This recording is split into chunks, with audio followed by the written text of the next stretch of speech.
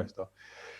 Vale, pues bueno, hoy presentamos a Alberto, que le tengo que agradecer muchísimo porque además no nos conocemos, simplemente le escribí por el chat, le dije, oye, por favor, necesito una videoentrevista con un programador y a ver si, porque además, justamente pues por temas de moderación de un chat, hizo una pregunta muy interesante que cuando la hizo dije, a este quiero hablar con él porque bueno, realmente es una pregunta técnica y me interesaba mucho pues después también ver un poco por dónde iban los tiros, ¿no? Y la primera pregunta que tengo para Alberto es ¿por qué decidiste enfocarte en el mundo de la programación, ¿no? ¿Qué es lo que hizo que dijiste quiero ser programador? Pues prácticamente lo que me enfocó a este sector fue que yo de pequeño tenía un ordenador personal, lo típico, los primeros...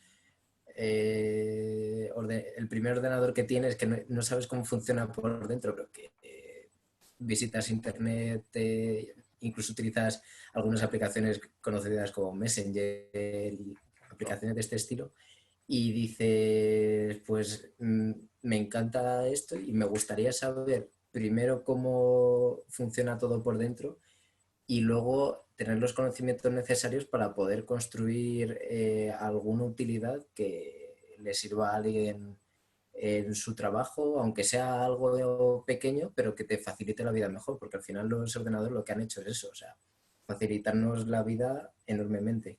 Así que yo quería un poco, pues eso, intentar aportar mi granito de arena y mejorar el mundo tal y como lo conocemos con el poco conocimiento que tengo. Básicamente un poco, o sea, viste los potencial o viste un potencial, ¿no?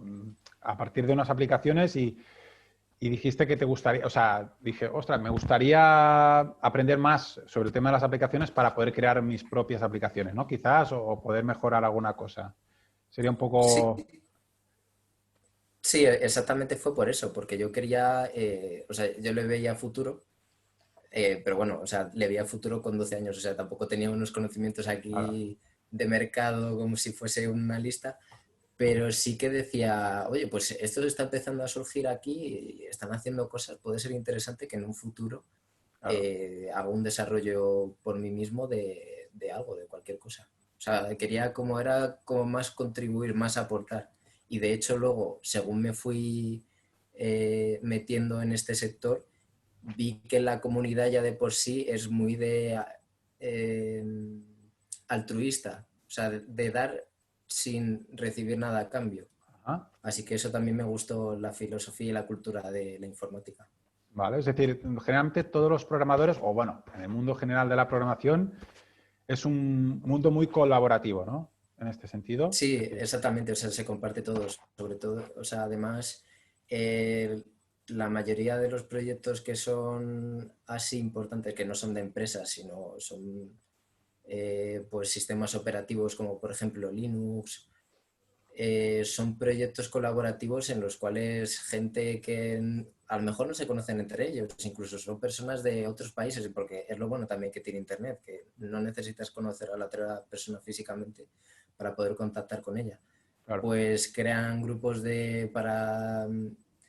para eso, para desarrollar algún tipo de utilidad y se va añadiendo más gente y al final eso se hace una bola de nieve que termina creando cosas que son geniales. Y es eso, o sea, la comunidad lo que no tiene ni idea lo recibe muy bien, que eso es lo que también me gusta. O sea, te reciben con los brazos abiertos, no intentan estar por encima de ti ni decir, oye, yo soy mejor, porque es que luego al final hay conocimientos que tiene alguien que otra persona no tiene, entonces siempre vas a ser nuevo en algo. Claro. Siempre el mundo, sobre todo de la programación, es ir aprendiendo constantemente, ¿no? Es reciclándose y aprender constantemente. O- Exactamente, o sea, es reciclarte y por lo que he dicho antes, hay tecnologías que hay gente que controla más que otras y no pasa nada, porque al final hay tantas cosas en las cuales se puede desarrollar y puedes aportar que es imposible conocerlas todas. claro, claro. ¿Y por qué decidiste aprender Java o enfocarte más en Java? Pues elegí Java porque la mayoría de las aplicaciones empresariales están realizadas en Java, entonces, aunque no es el lenguaje que más me gusta, al fin y al cabo es el que más se utiliza Vale. y como tiene tantos usos, al final luego moverte entre diferentes puestos de trabajo es más fácil porque hay más demanda de estos perfiles. Y entonces, ¿cuál es tu lenguaje favorito y por qué? Es decir, ya que me has dicho Java no es tu favorito, pero ¿cuál sería tu favorito en este caso? Pues mi lenguaje de programación favorito es Python porque tiene una comunidad que desarrolla muchos módulos que ¿Vale? tú puedes importar en tu proyecto de una forma fácil. O sea, hay un, no sé cómo se llama, manejador de módulos, un gestor de módulos ¿Vale? que se llama pip y pues te descargas ahí los módulos que ha desarrollado la gente, a lo mejor para utilidades de inteligencia artificial, cosas así, los integras fácilmente en tu proyecto Ujú. y es muy rápido de programar, ya luego de por sí, porque no utiliza puntos y comas al terminar Vale. las Sí. secuencias, Ujú. luego también utiliza tabuladores y cosas así. A mí me gusta mucho. Vale. Digamos, Python es un poco más cómodo de programar, podríamos decir, o no. Es- o tiene, los módulos sería un poco colaborativo, entre comillas, sería como un código abierto, entre comillas, que tú puedes, o no. O, lo digo como ignorante, ¿eh? En tema de Python y todo esto. Sí que te puedes descargar el código fuente de esos módulos, pero lo más interesante es descargarte el módulo como tal compilado, incluir la versión de ese módulo en tu Vale. proyecto y ya de ahí utilizar todas las utilidades que te da, porque al fin y al cabo lo que intentas es hacer cosas difíciles utilizando, o sea, de forma simple utilizando ese módulo. Por ejemplo, hay módulos de servidores web que a lo mejor yo estaba haciendo un servidor en web en C y a lo mejor utilizaba 500 líneas para hacer algo básico Ujú. y en Python tienes un módulo que con una sentencia ya tienes un servidor Apache levantado. Vale. Vale. Es decir, bueno, simplicidad. Perfecto. Exactamente. Ah, muy bien. Perfecto. Y entonces, por ejemplo, a estudiantes como nosotros que estamos empezando a tocar, hemos tocado un poco C, ahora estamos tocando un poco de Java, ¿qué le dirías a un estudiante que ahora está, que ve que es una montaña y que lo ve hiper complicado? ¿Cómo lo podemos motivar o lo podemos animar un poco en este sentido? Pues sobre todo lo que tiene que tener es paciencia, porque al final la curva de aprendizaje al principio es muy difícil. Se hace duro y hay momentos en los que piensas incluso hasta en dejarlo, porque cuando ves que te saltan tropecientos errores, tanto de sintaxis como luego cuando ejecutas un código y no sale por donde tú quieres, pues al fin y al cabo es eso, o sea, es práctica. O sea, es como Chema Alonso, de hecho, para la ciberseguridad y el hacking, lo llama el camino del Tao porque es eso, no es un camino simple y fácil, sino que tienes que ser prácticamente como un monje de estos del Himalaya, un monje Shaolin. Vale, Tienes que tener mucha paciencia, pero es eso, no desanimarse e intentar luego también tener tus propios proyectos personales porque ahí también aprendes mucho. Al vale. final, queriendo hacer tú algo, aplicarlo a la realidad y programarlo tú, luego vas corrigiendo errores y todo ese tipo de cosas. Y también te anima a aprender más porque ves que tienes más Claro. habilidades y puedes hacer más cosas. Claro, es decir, al final, uno de los trucos para no desanimarte es intentar crear tu propia aplicación para, una, ver los errores y aprender, y dos, para crear algo tuyo, ¿no? Para sentirte realmente algo que estás haciendo, algo útil, podríamos decir. Exactamente, porque así ves que no es un conocimiento vacío de, por ejemplo, yo puedo tener un conocimiento teórico sobre la historia de un país, pero no aplicarlo a mi vida diaria. Y esto lo bueno que tiene es que fácilmente, aunque necesitas tiempo, Ujú. se puede aplicar a la vida diaria porque todos tenemos un teléfono o un ordenador. Exacto, exacto. Y entonces, tu día laboral, ¿cómo es? Decir, si yo que estoy estudiando pienso, ostras, el día a día de un programador es todo el día con código o hay algo más detrás de esto. Es decir, ¿solo código o no es solo código? Pues si te decantas únicamente por la programación como tal, sí que es prácticamente todo código o como mucho de realizar diseños que luego tienes que codificar en el lenguaje de programación que sea. Pero también luego hay más áreas en el desarrollo del software que son más de gestión de equipos, por ejemplo, de tenemos que sacar X trabajo en X tiempo, necesitamos a tantas personas y tanto dinero para pagarlas o tantos recursos, porque luego también se necesitan a lo mejor para desarrollar una infraestructura necesitas ciertos componentes hardware o también licencias de software.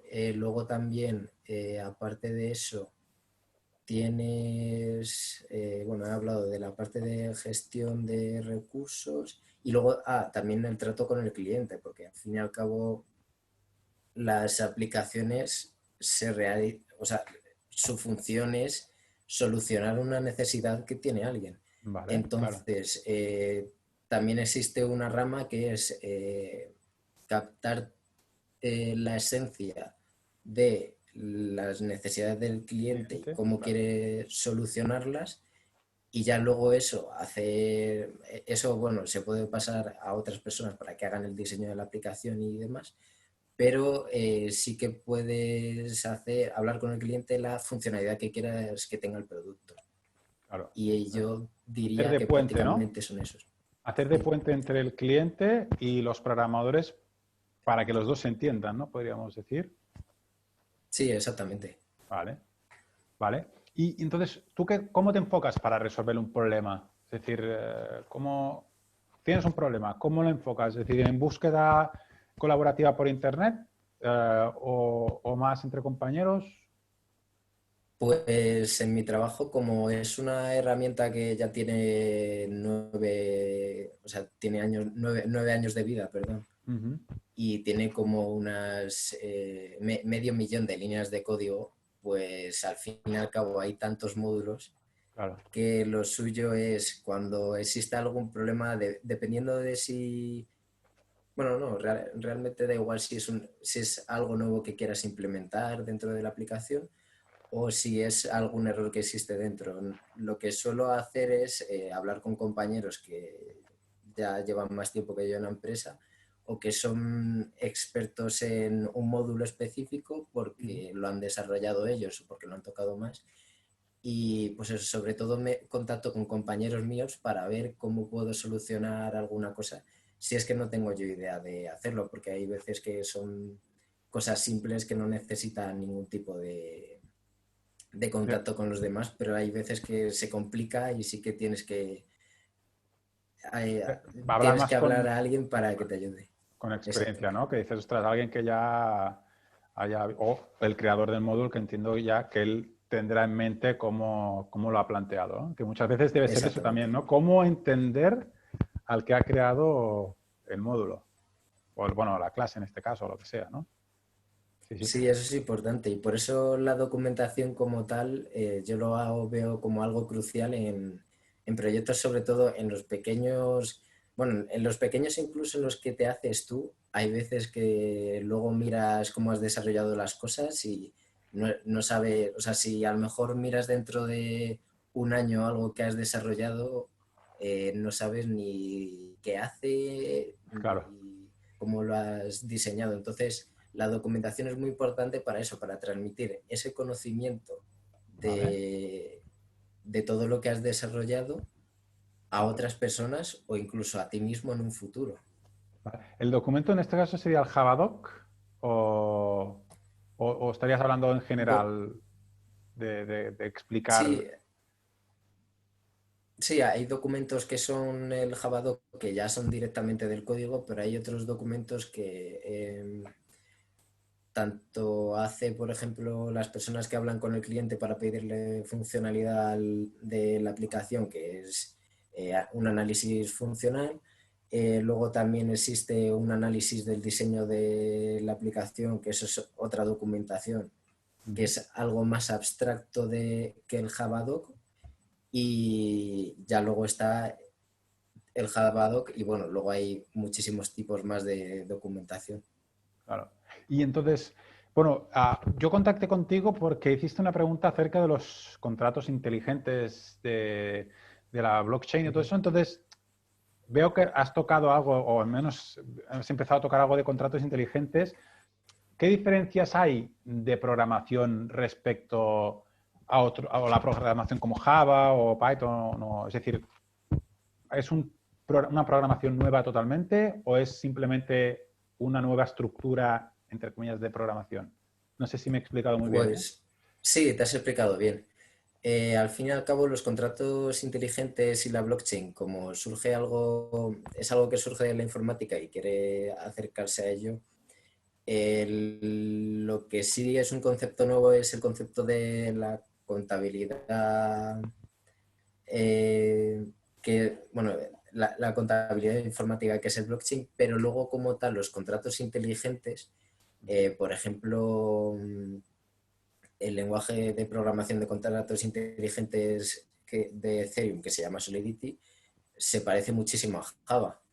Luego también existen otros que he estado viendo como Cardano, que utiliza Haskell, que ese sí que es un lenguaje de programación más difícil porque es un lenguaje de programación funcional y no tiene muchas diferencias con los lenguajes que ya existen. Al fin y al cabo, existen varios tipos de lenguajes de programación y a partir de esos se crean unos nuevos con otros nombres, pero luego los vas comparando y la mayoría se parecen entre ellos. Tienen pequeñas diferencias. O sea, seguramente pues a la hora de compilar o a la hora de crear, como por ejemplo pues el printf de la programación C, println con el sistema out de Java, al final hay pequeños matices que van cambiando, ¿no? Y es aprender cómo se trabaja con ese código, ¿no? Podríamos decir, sería así. Sí, exactamente. Hay lenguajes que incluso las únicas diferencias que tienen es pues cómo gestionan por detrás la memoria o cosas así. O sea, son matices tan pequeños que hay veces que, bueno, la sintaxis normalmente sí que suele cambiar entre todos, Uh-huh. pero es eso, a grandes rasgos hay como dos o tres tipos y ya luego los demás son copias. Vale, vale. Entonces la programación en blockchain uh, es mucho más compleja a la hora de pensar de crear una nueva o la complejidad es la misma que la de la programación tradicional. Pues en mi caso personal, por lo menos la complejidad es la misma. Al fin y al cabo, Uh-huh. es un problema más que quieres resolver e incluso te diría que es más fácil por el hecho de que los contratos inteligentes al fin y al cabo tienen una parametría muy específica. Hay, por ejemplo, aplicaciones que no tienen un funcionamiento tan determinista como esto, pero esto directamente es como lo que dicen de el código es la ley. Así que tienen que estar todos los casos muy bien definidos y yo lo veo por lo menos más fácil que la programación convencional porque hay veces que hay en ciertos casos que se te puede no sabes por dónde salir. Aquí está todo muy bien especificado. Ajá, ajá. Y después ya por último, más o menos, ¿cuándo te diste cuenta que ya sabías programar o que ya estabas un poco más seguro programando? Porque claro, cuando sales supongo, de la universidad o de una FP, estás como un pez ahí que se te va a comer el tiburón. Pues al fin y al cabo lo ves incluso retroactivamente, porque yo he realizado proyectos en la universidad y ves cómo has ido mejorando tu curva de progreso, Uh-huh. o sea, aumenta, o sea, has llegado a un mayor conocimiento y al principio, por ejemplo, te guiaban a cómo tenías que hacer todo, te decían, pues esto lo tienes que hacer, o sea, te guiaban en todos los pasos y luego te van dando como un poco más de independencia y tú vas desarrollando tus propias soluciones poco a poco. Así que es más algo visto en retrospectiva, aunque si luego tú ves algún proyecto que realizas posteriormente pues trabajando o un proyecto propio, seguramente que veas que has mejorado mucho. Además, lo bueno que tiene este campo es que se mejora rápido. O sea, cuando cambias el chip y pasas a un análisis de la realidad diferente, porque también yo lo que pienso es que con la programación cambias tu forma de pensar y lo conviertes todo como muy secuencial Ujú. por las características del El trabajo que código, estás ¿no? desarrollando. Claro. Exactamente, Ajá. Es decir, a lo largo del tiempo se va cambiando la forma de pensar. No es que, no es exactamente, que las personas que piensan de una manera pueden ser programadores, sino un programador acaba ah, cambiando su forma de pensar día tras día, programando, ¿no? Mira, ahora sí, me encuentro, Alberto. No, simplemente lo que comentabas que ya está, poquita, ya, creo que un poquito lo que quería ver era esto. y, genial. y agradecerte pues tu tiempo, sobre todo, pues tus respuestas porque creo que No han hay de sido qué. súper útiles y Espero que te sirvan a ti también, o sí, sea, ya que pues estás dentro del mundillo de la programación, espero que te sirva esta entrevista también para aprender un poco más. no, no, personalmente me ha servido mucho, me la volveré a ver, ¿no? Otra vez esta entrevista porque quieras o no, siempre vas aprendiendo algo y siempre se te escapa alguna cosa mientras estás haciendo una entrevista, así que sí, pero me ha ayudado mucho también a enfocar o a ver un poco los problemas ahora que me pueden surgir y ver que realmente, pues, sobre todo, a grandes rasgos, que al final cualquier programador se tiene que buscar en la vida, sea estudiando o sea Sí, trabajando, que eso creo que es algo muy importante para todos. Sí, sí. Pues Alberto, muchísimas gracias, no te quiero robar más tiempo y te agradezco de verdad muchísimo, muchísimo a el ti, tiempo que me has dedicado. Un saludo, muchas no hay de gracias. qué. Un Hasta luego. saludo.